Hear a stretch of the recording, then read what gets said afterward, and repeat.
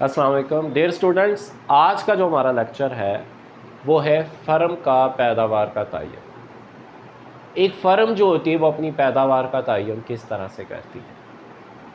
हर firm का जो बुनियादी मकसद होता है वो होता है ज़्यादा से ज़्यादा मुनाफा कमाना, यानी कि हर फ़र्म चाहती है कि उसका प्रॉफिट जो होता है वो मैक्सिमम हो और उसके अखराजात क्या हों, कम से कम हो।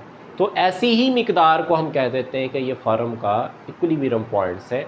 यहाँ पर फ़र्म की पैदावार जो होती है वो डिसाइड हो जाती है।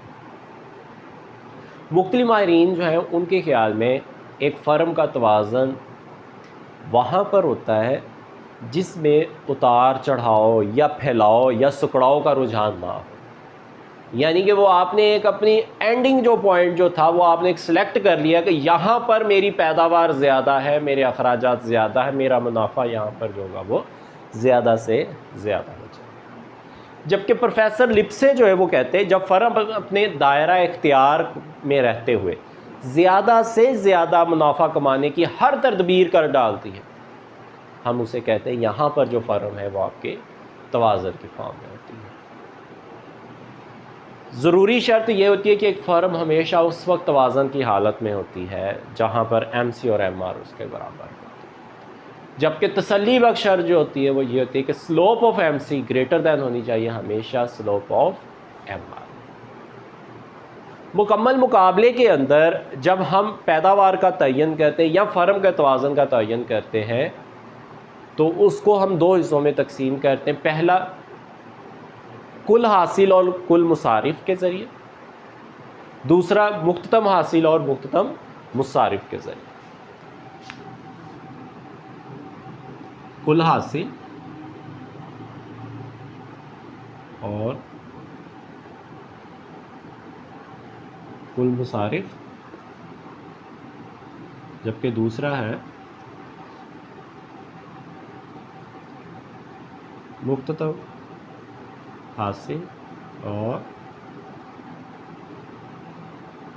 मुख्ततम मुसारिफ।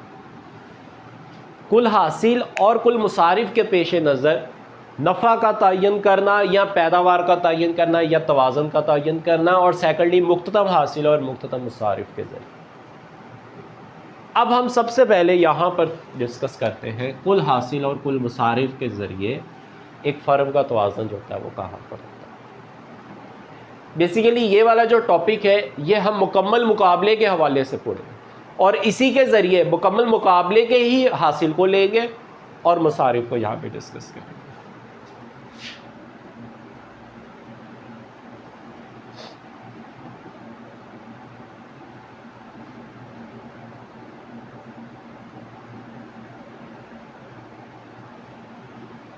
मुकम्मल मुकाबले में एक फ़र्म का जो कुल हासिल का जो ख़त होता है वो स्ट्रेट होता है आपके पास 45 डिग्री के लिए,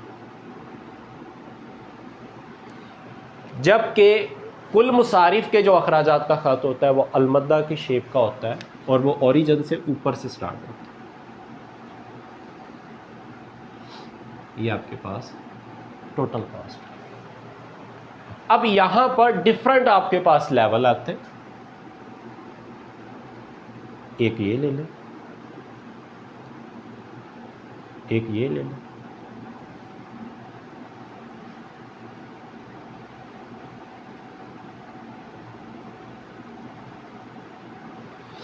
आपके पास चार आउटपुट आ गए।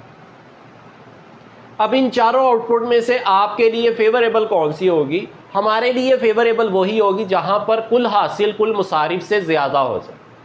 हमारा मुनाफा जो होगा वहीं पर होगा कि profit is equal to total revenue minus total cost. जहां पर हमारा टोटल रेवेन्यू जो होगा वो ज़्यादा होगा टोटल कॉस्ट के मुकाबले में, वहीं पर फर्म का तवाज़ुन है।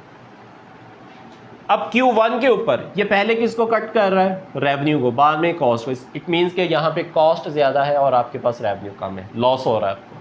Q2 के ऊपर दोनों आपस में बराबर हो, जबकि Q3 के ऊपर ये पहले कॉस्ट को कट कर रहा है, बाद में रेवेन्यूज़ को कट कर रहा है। तो इसका मतलब यहाँ पर आमदनी ज़्यादा है, अखराजात कम है, तो यहाँ पर फ़र्म को ये वाला जो एरिया है इतना, ये उसका क्या है फ़र्म का प्रॉफिट, ये मुनाफा है आपका, कि यहां पर आमदनी ज्यादा है और अखराजात कम है, जबकि Q4 के ऊपर भी यहां पर टोटल रेवेन्यू और कॉस्ट दोनों आपस में बराबर हो गए। इसे हम मामूली मुनाफे की कंडीशन कह देते हैं। तो इसका मतलब हमारे पास जो फेवरेबल जो आउटपुट आएगी वो Q3 है। तो इसका मतलब एक फर्म का तवाज़न, एक फर्म उस पैदावार का तयन करेगी जहां पर उसकी आमदनी ज़्यादा हो और उसके अखराजात कम हो और उसका मुनाफा जो है वो ज़्यादा से ज़्यादा हो। जबकि सेकंड के अंदर है आपके पास मुख्ततम हासिल और मुख्ततम मुसारिफ के ज़रिए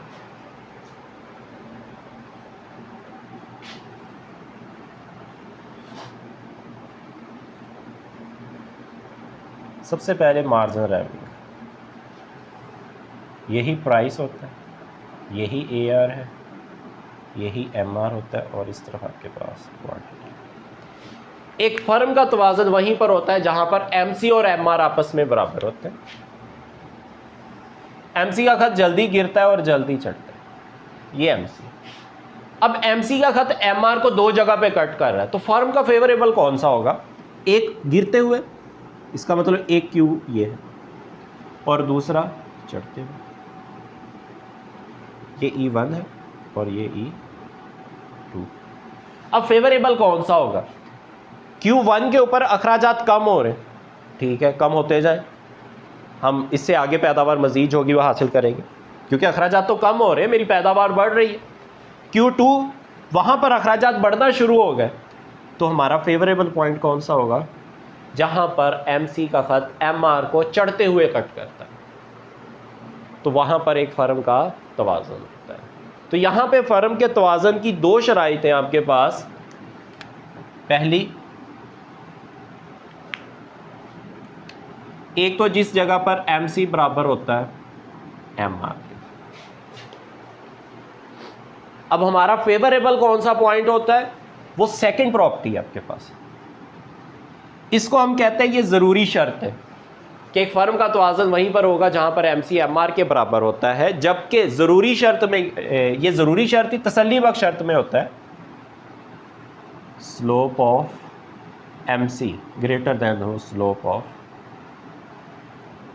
MR, कि MC की जो स्लोप होनी चाहिए, MC का जो झुकाव होना चाहिए वो MR के झुकाव से ज़्यादा होना चाहिए, और ये उसी वक्त आपका ज़्यादा होगा, slope of MC greater than slope of MR होगा, जब MC का खत MR को चढ़ता हुआ कट कर।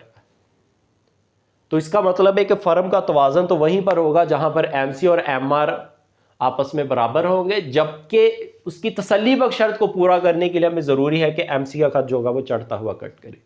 इसीलिए जितने भी आगे नेक्स्ट टॉपिक आएंगे तो आप उसमें देखेंगे कि MC का खत जो होगा वो गिरता हुआ नहीं हम देखेंगे, हमेशा बढ़ता हुआ देखेंगे, एक टिक की फॉर्म में जो होगा वो आपको नजर आएगा।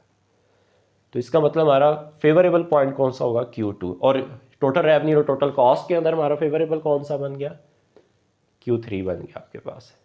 ये था हमारा आज का लेक्चर कि एक फर्म जो होती है वो पैदावार का तयन किस तरह से करती है, या एक फर्म का तवाज़न कहाँ पर होता है, उसके लिए वो दो टेक्निक से इस्तेमाल करती है। पहली कुल हासिल और कुल मुसारिफ के ज़रिए, दूसरा मुख्ततम हासिल और मुख्ततम मुसारिफ के ज़रिए।